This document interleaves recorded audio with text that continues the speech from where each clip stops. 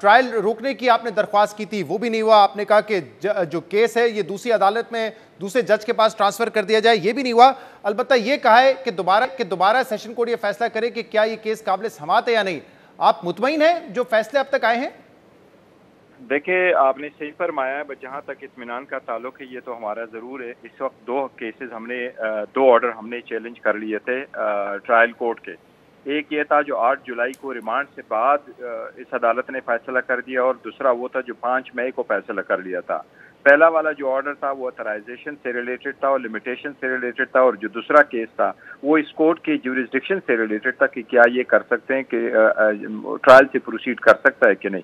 तो हम तो इस बात पे मुतमईन है कि अदालत ने हमारी बात मानी है कि वाकई ट्रायल कोर्ट ने कानून के मुताबिक फैसला नहीं किया, लेकिन हमें इस बात पे ज़रूर रिजर्वेशन है और इत्मीनान नहीं है, क्योंकि कानून के मुताबिक जिस जज साहब ने अपना माइंड डिस्क्लोज किया हो और पहले कानूनी फैसला किया हो और वो कानूनी फैसले में हाई कोर्ट सुकम का पाए, तो वो वापस उस जज को रिमांड नहीं हुआ करता। इसलिए इस बात पे ज़रूर हमें रिजर्वेशन है और हम अपना रेमेडी सुप्रीम कोर्ट में सीख करेंगे इसके खिलाफ। और ये कब करेंगे? और आप कह रहे हैं कि जो ट्रांसफर ऑफ केस वाली आपकी दरख्वास्त को मुस्तरद किया है, उस बात को आप चैलेंज करेंगे सुप्रीम कोर्ट में? वो दो किस्म की थी। वो जो एक इस बात पे वो जो दरखास्त थी, वो एप्लीकेशन है जो ट्रांसफर वाली थी जिसका इसके साथ फैसला हुआ था, उस पर तो बिल्कुल आर्गूमेंट्स नहीं हुए थे। किसी भी ट्रांसफर एप्लीकेशन पे कल बहस नहीं हुई थी। जो बहस हुई थी वो इस पॉइंट पे हुई थी कि अगर अदालत इस नतीजे पे पहुंचे कि जो नीचे से जज साहब है उसने हमारे सबमिशंस जो हमने उनके सामने की थी इस ऑर्डर के मुताबिक उसने सबको नहीं देखा है, तो अदालत ने खुद फैसला नहीं करना, पहली फुर्सत में एक अदालत ने इसको नीचे जज के पास दोबारा भेजना है ताकि जज फैसला कर ले।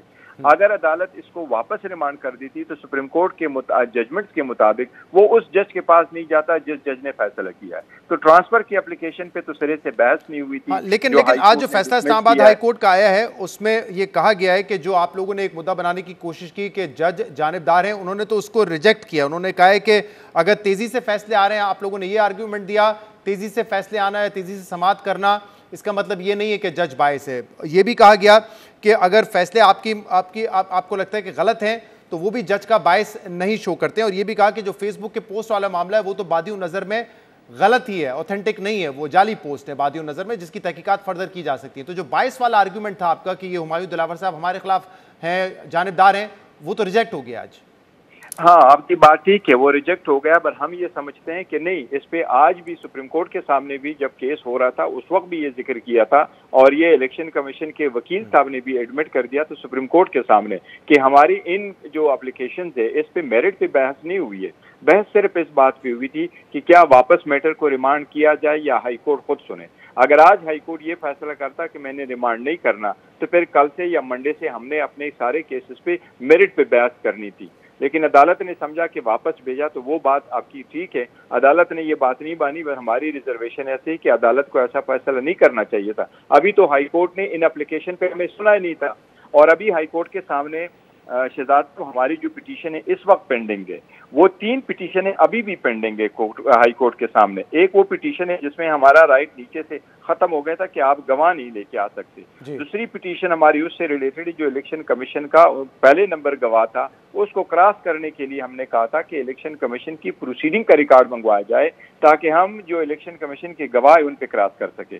दूसरा हमने ये कहा था कि हम ये समझते हैं जो आपके सामने एफिडेविट फाइल हुआ उस पर दस्तखत सही नहीं है, लिहाजा दूसरे नंबर गवाह की भी कागजात मंगवाए जाए। अब ये तीनों एप्लीकेशन पेंडिंग है और इस पे नेक्स्ट वीक की डेट है। हाँ, लेकिन तो ये आपकी 3 एप्लीकेशन पेंडिंग है, लेकिन कल क्या होगा? 8:30 बजे समाअत होगी, उसमें अगर जज साहब दोबारा ये फैसला दे देते हैं तीसरी मर्तबा कि ये काबिल समाअत है, तो उसके बाद फिर वो हतमी दलाइल मांगेंगे, और इलेक्शन कमीशन अपने दलाइल दे चुका है, फिर आपको दलाइल देने होंगे, और वो ये वाजे कर चुके हैं कि कल अगर आपने दलाइल नहीं दिए तो फिर वो फैसला महफूज कर लेंगे। तो फैसला तो महफूज हो जाएगा कल। फिर देखिए, अगर ये ऐसे जज साहब करते हैं तो हम समझते हैं कानून के मुताबिक नहीं होगा, और हाई कोर्ट के इस ऑर्डर पे भी हमें इसीलिए रिजर्वेशन के कि जब हमारा एक मेन इंपॉर्टेंट एप्लीकेशन इस बात पे पेंडिंग है कि मेरे कौन से गवाह जो आने, तो अभी इलेक्शन कमीशन के गवाहों पे हमारा क्रॉस कंप्लीट नहीं हुआ, जरा कंप्लीट नहीं है, और हमारे अपने गवाह अभी आए नहीं है, तो ऐसे सरकमस्टांसेस में हमें कैसे रिक्वायर किया जा सकता है कि कल ही जाओ और कल ही अपने फाइनल आर्गुमेंट करो। तो गौर साहब, पर यह भी मुमकिन हो सकता है कि कल अगर जज साहब ने कहा कि ये केस काबिल समाअत है और फिर वो आपको दलाइल देने का मौका देते हैं, आप दलाइल दें या ना दें, तो फिर फैसला महफूज हो जाएगा। और फिर अगले हफ्ते जब इस्लामाबाद हाई कोर्ट अगर आपके हक में फैसला करती है कि गवाह को सुना जाए, तो फिर क्या होगा? फिर वापस सेशन कोर्ट गवाह को सुनेगी और फिर जो फाइनल आर्ग्यूमेंट्स है वो दोबारा लिए जाएंगे।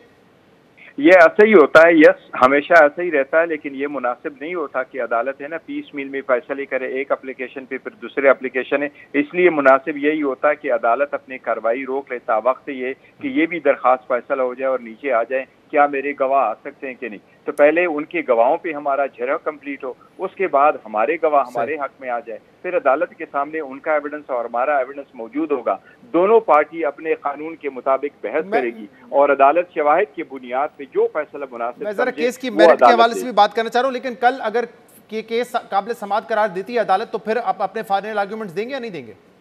देखिए, हमारी रिजर्वेशन है, तो मेरा नहीं ख्याल कि हम फाइनल आर्गूमेंट्स की पोजीशन में कल होंगे, क्योंकि ये हमारी हक तलफी होगी हमारे राइट की। अगर इस स्टेज पे हम अपने हक को बेवफ नहीं कर सकते, तो हमारी पहली गुजारिश अदालत से यही होगी कि हमें एक दिन का वक्फा दिया जाए ताकि हम ये आगे हाई कोर्ट, सुप्रीम कोर्ट, क्योंकि इस वक्त फैसला हुआ है, कल सैटरडे और संडे 2 दिन अदालत नहीं है, तो हमारी उम्मीद है कि हम उसको आगे दिन के लिए रिक्वेस्ट